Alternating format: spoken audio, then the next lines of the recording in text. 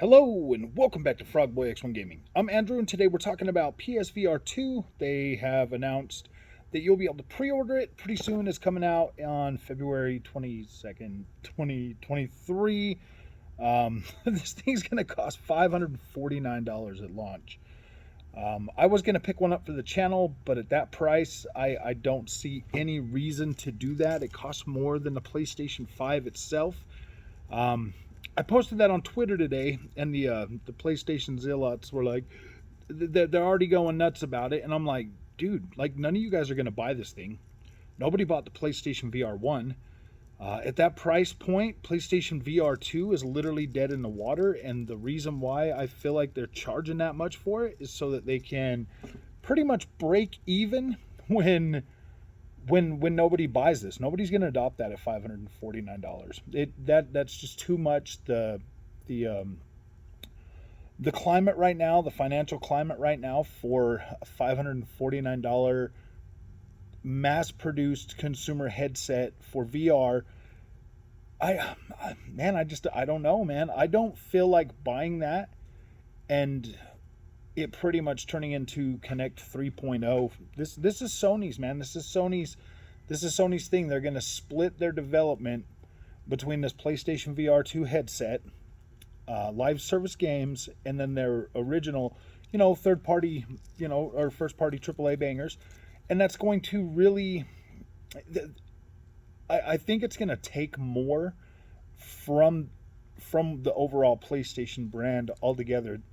Xbox went through this with Kinect. With Kinect 2, they diverted a lot of resources, a lot of teams, a lot of talent to develop for the Kinect, and now they've been playing catch up, like literally almost all through the last generation. So much money, time, and resources invested into a product that just wasn't as popular as they thought it was going to be. When Kinect first launched on the 360, I thought, yeah, this is pretty cool.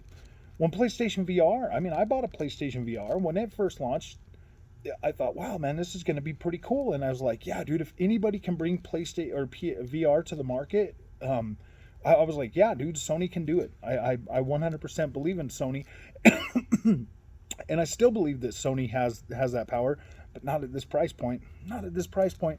You're trying to tell me that a headset and two controllers with an OLED screen with no processing power whatsoever that has to be plugged into the PlayStation 5 is worth more than a PlayStation 5? Like I'm having trouble trying to wrap my head around that, because my MetaQuest Pro or my MetaQuest 2, it works perfectly with Steam VR wirelessly.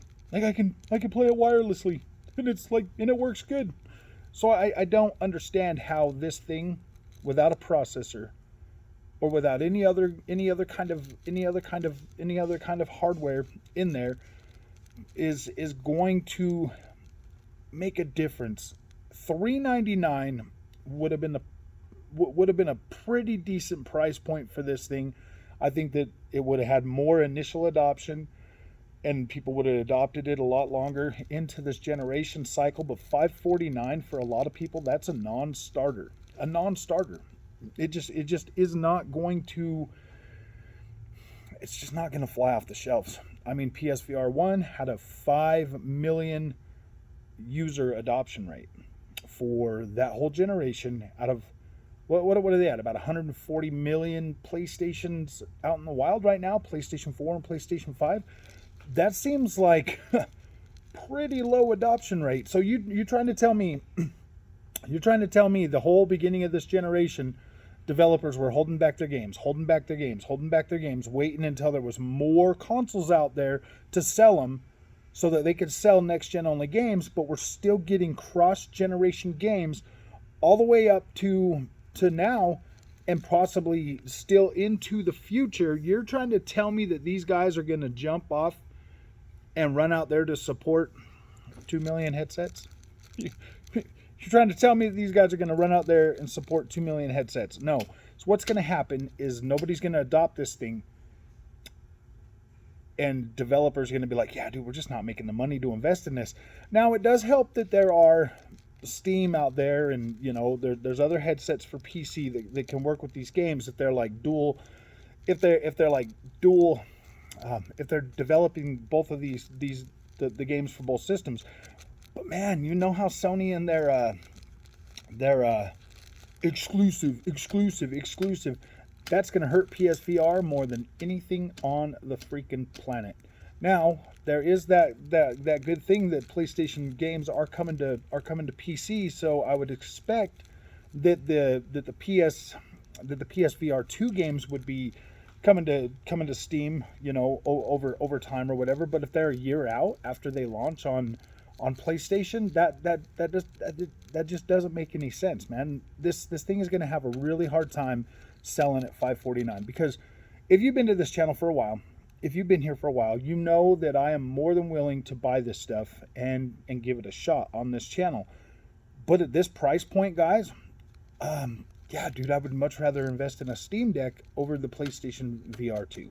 Now, the PlayStation VR 2, yeah, it's got a potential to get me a lot of clicks, to drive, a lot of,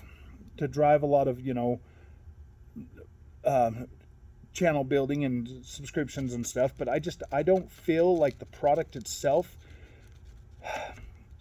I don't know how I would feel about trying to display that product on my channel, knowing that, first of all, it's not that great of a deal, and second of all, there's just nothing, after looking at the 11 titles that are coming out for it, nothing that's really like, oh yeah, you got to have one of those. I'm not 100% against it. I mean, they could come out and say, yeah, this is compatible with your PC, and then that would definitely change the metrics for me. I'd be more willing to pick that up so that I could use it with my PC as well.